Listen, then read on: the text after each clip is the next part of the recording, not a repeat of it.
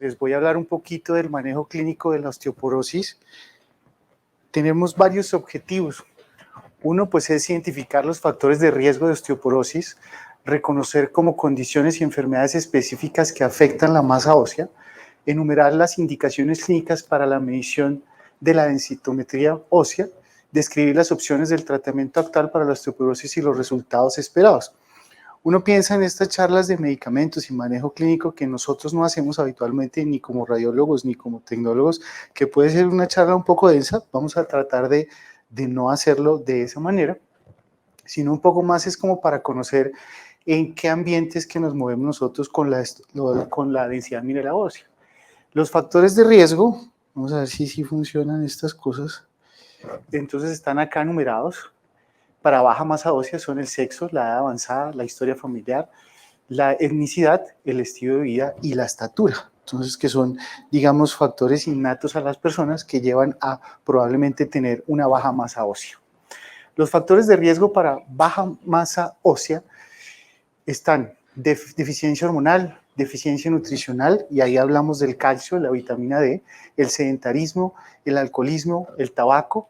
Y miren ustedes que para tener fractura hay algo importante, y cuando uno va a las conferencias del ISSD tenemos el riesgo de caídas, las caídas frecuentes, cómo se ven, una visión deficiente o deteriorada de los pacientes, el ambiente desordenado en un ambiente de los pacientes, digamos, adultos mayores que pueden tener, como lo muestran en algunos programas de esos de acumuladores, que tienen muchas cosas y son fáciles de que se caigan, mal equilibrio por alguna patología en especial, la demencia, mala salud y pues el miedo al caer, que es lo que a veces puede traer ese factor de riesgo innato al riesgo de fracturas. Enfermedades y condiciones asociadas con la densidad baja masa ósea medida por el DEXA. Entonces están enfermedades y coloco en resaltado el hiperparatitismo, que lo hemos recalcado que es una de las indicaciones para hacer imágenes del radio 33%, hormonales, hipogonadismo, hipertiroidismo, todo lo del síndrome metabólico, diabetes mellitus, las patologías autoinmunes y la artritis reumatoidea.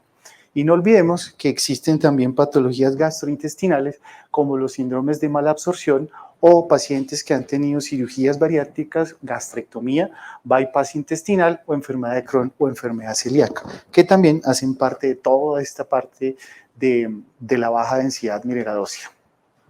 Entonces puede deberse a que, recuerden ustedes esos dos términos que hablábamos ayer, osteoporosis, que es la pérdida del tejido óseo, y osteomalacia, que es el deterioro de la mineralización ósea, ¿vale? Y obviamente la combinación de estas dos patologías que van a determinar esa baja densidad mineral ósea al final de la patología. Algunos medicamentos asociados a la reducción de la masa ósea, como veíamos ayer, glucocorticoides, la hormona tiroidea, en las dosis superiores a las necesarias para alcanzar los niveles hormonales normales. Los pacientes que tienen hipotiroidismo, pues que toman muchos medicamentos o regularmente toman medicamentos para mantener los niveles de la hormona tiroidea, pues van a tener riesgo de reducir su masa ósea a futuro. Progestágenos y anticonvulsivantes también están, digamos, en ese cajón de medicamentos que influyen en la masa ósea. ¿Cuáles son las indicaciones para la medición del score? Todas las mujeres mayores de 65 años, hombres mayores de 70 años son los que deben ser llevados a la densidad mineral, a la valoración de la densidad mineral ósea. Mujeres pomenopáusicas menores a 65 años y hombres menores a 70 años con factores de riesgo de fracturas. Entonces ya veíamos los factores de riesgo, los riesgos de caídas, etcétera. Adultos con enfermedad conocida asociada a baja masa ósea o pérdida ósea y adultos que tomen medicamentos que ya vimos que pueden inducir a la pérdida de la densidad mineral ósea a futuro.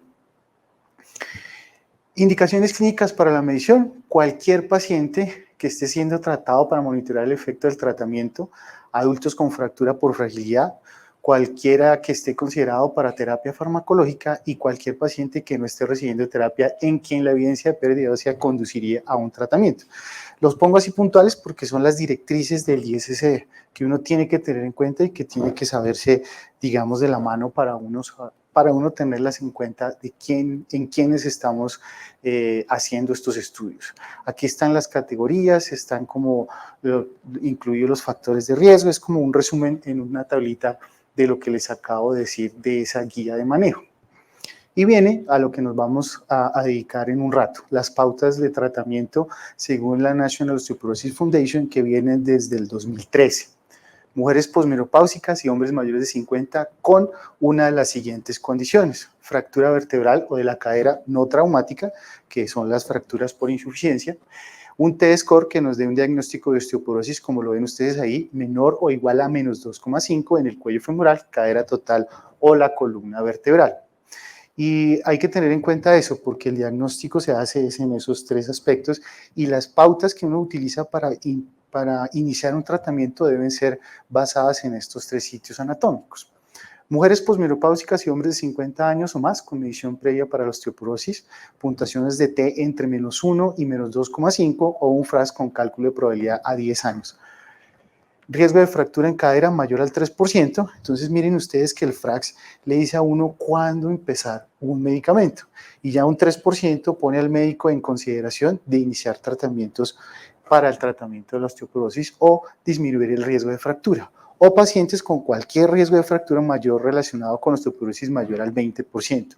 Entonces muchas veces cuando uno hace los informes de osteodensitometría no le pone cuidado a todos esos valores que nos da el equipo y uno solo informa el FRAX, el riesgo de fractura a 10 años, 15, 20%, y para los clínicos eso ya son indicaciones de iniciar un tratamiento.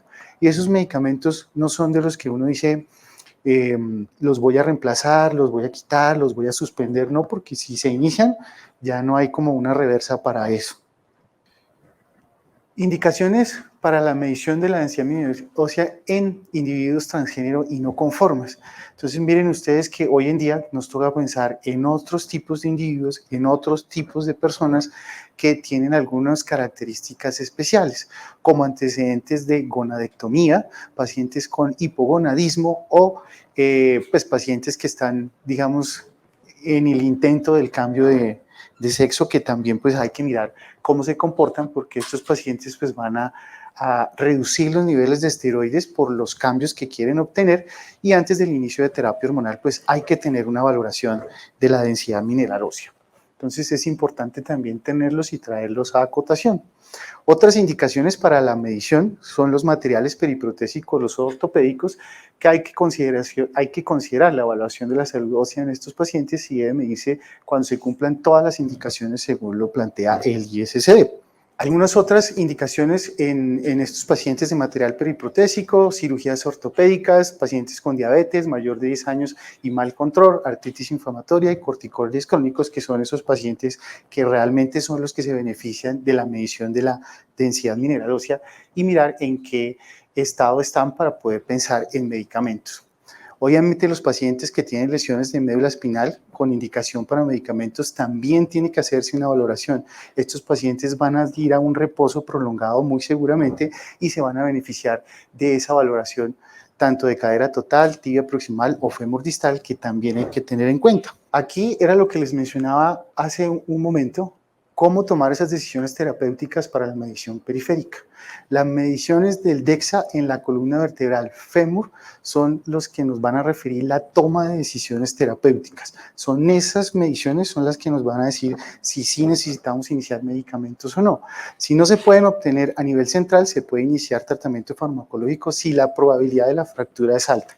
Entonces miren ustedes que esos dos conceptos hay que tenerlos en cuenta, porque los clínicos nos van a pedir esta información para ellos poder saber en qué escenario se encuentran y en qué momento es indispensable iniciar el medicamento en osteoporosis.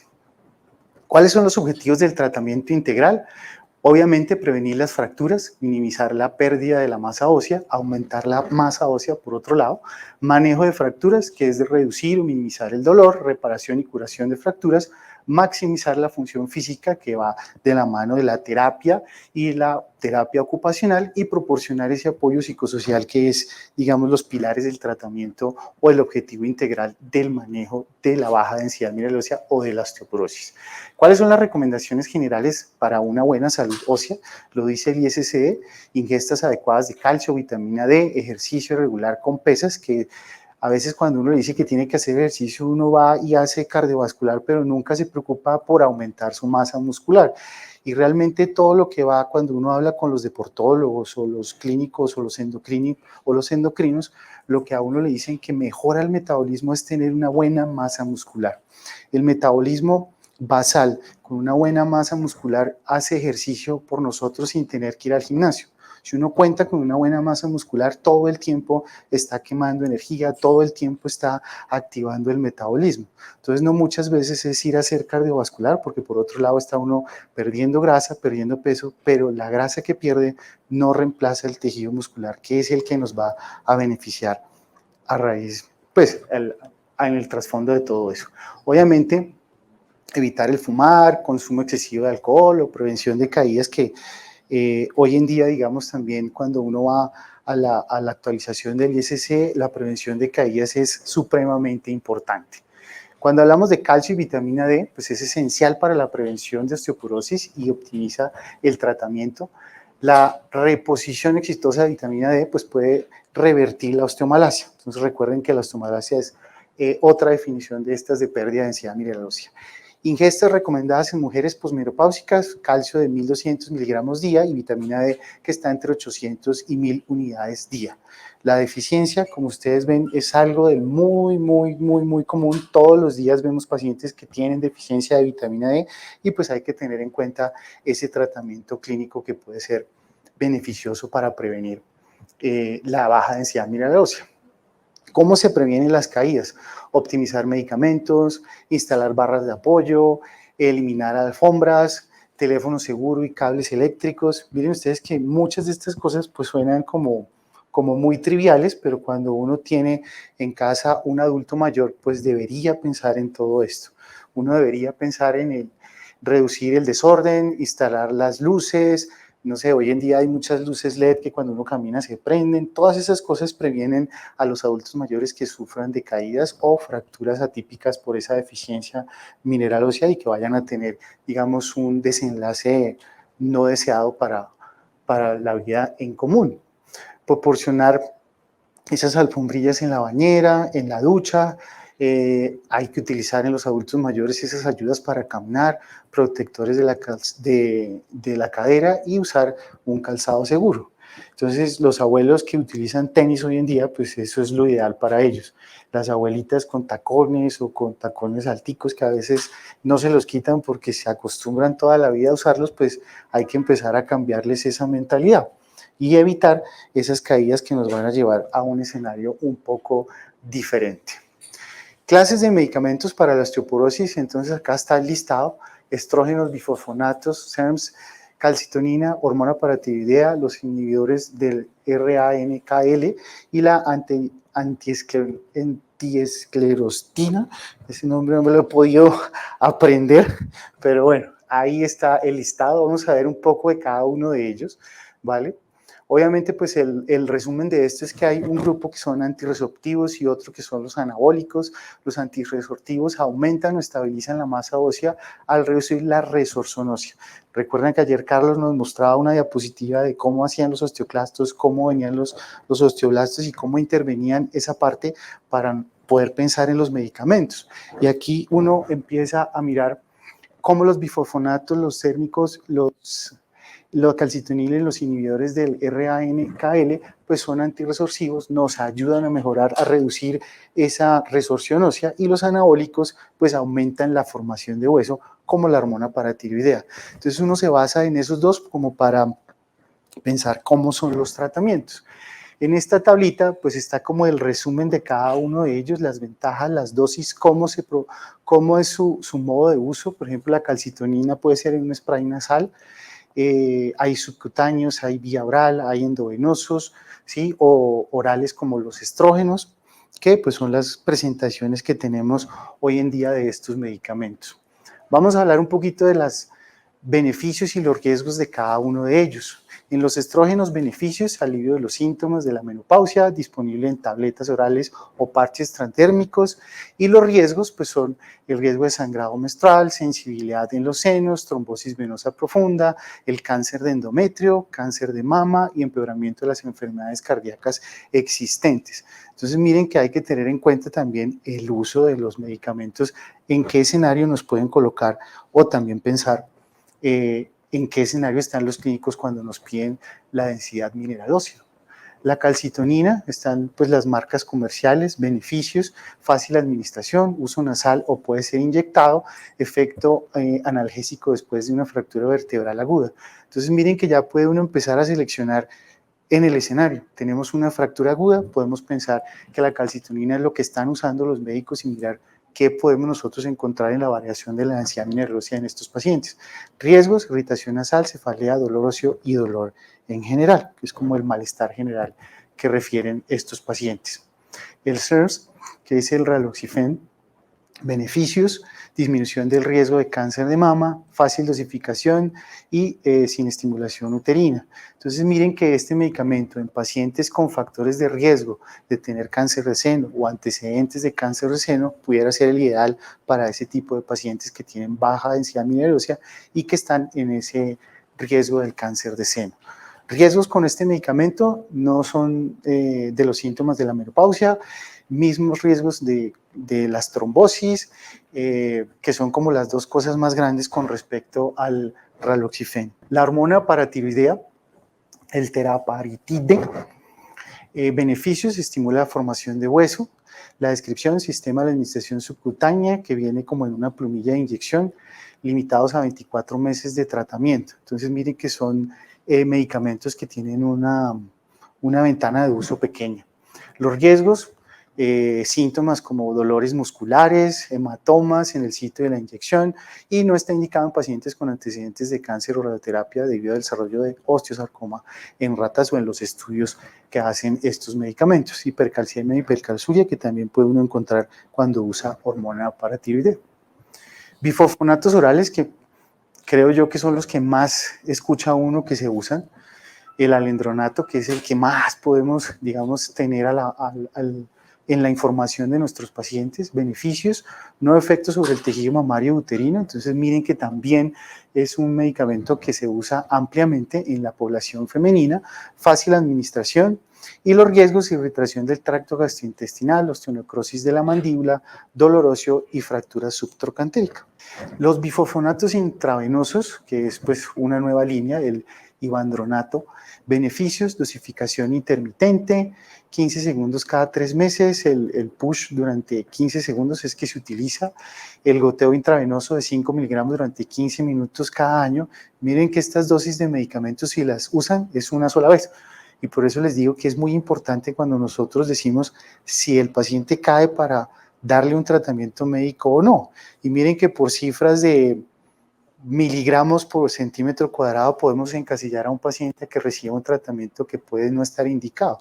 Entonces miren que la importancia de lo que estamos aprendiendo o lo que estamos haciendo hoy es muy, muy importante tenerla en cuenta, valga la redundancia. En bifosfonatos los riesgos, reacción de la fase aguda, síntomas similares a los de la gripe, hipocalcemia, osteonecrosis de mandíbula, pues es raro, dolor óseo y digamos fracturas subtrocantéricas que están descritas en el uso de estos. Los inhibidores de RANKL, el denosumab, beneficios, dosis intermitentes cada 6 meses, es muy bien tolerado, los riesgos muy similar a los demás, infecciones, hipocalcemia, osteonecrosis de la mandíbula, fractura atípica, fractura vertebral múltiple, y miren que aquí pues puede ser delicado para los clínicos usarlo por los riesgos que tiene de esas fracturas múltiples que nos pueden poner en un escenario de morbimortalidad muy diferente. El romosubsumab, beneficios, dosis intermitente cada mes a nivel subcutáneo, tiene buena tolerancia en los pacientes en que se ha utilizado, limitado a 12 meses de tratamiento. Entonces miren que son medicamentos muy limitados, hay que mirar ese contexto. Riesgos, eventos cardiovasculares, en algunos casos han descrito muerte relacionada con el uso de este medicamento, pero eso es muy raro. Hipocalcemia, osteonecrosis de mandíbula y fractura de fémur atípica. Efectos secundarios de medicamentos por osteoporosis. Aquí tienen los 3 más frecuentes que uno puede encontrar en la literatura. La osteonecrosis de la mandíbula, que es una exposición prolongada al hueso en el área maxilofacial. Entonces se relaciona mucho con los eventos, dentales en odontología. Vemos estas complicaciones.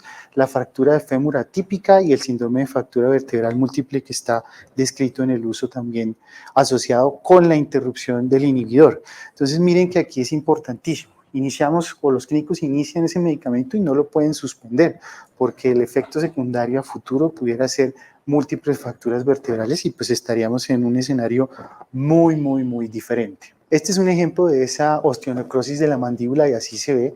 Lo que dicen en algunos casos es que hay que evitar, cuando estén en esa ventana del uso del medicamento, evitar tratamientos odontológicos porque puede uno exponerse a esta complicación con el uso de los bifosfonatos, sobre todo los intravenosos, que pues es una complicación pues no deseada y un poco difícil de tratar.